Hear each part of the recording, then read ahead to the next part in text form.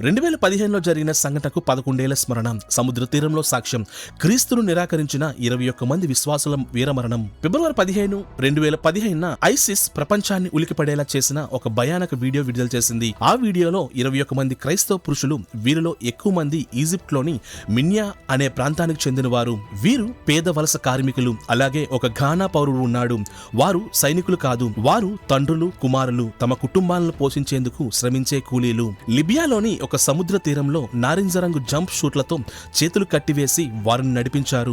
ఆ వీడియోకు ఐసిస్ పెట్టిన శీర్షిక a message signed with blood to the nation of the cross. ముఖాలు కప్పుకున్న ఉగ్రవాదులు వారిని మెడిటేరియన్ సముద్రం ఒడ్డున మోకాళ్లపై కూర్చోబెట్టారు. ప్రతి ఒక్కరికి చివరి ఆఫర్ ఇచ్చారు. క్రీస్తును నిరాకరించండి, జీవించండి.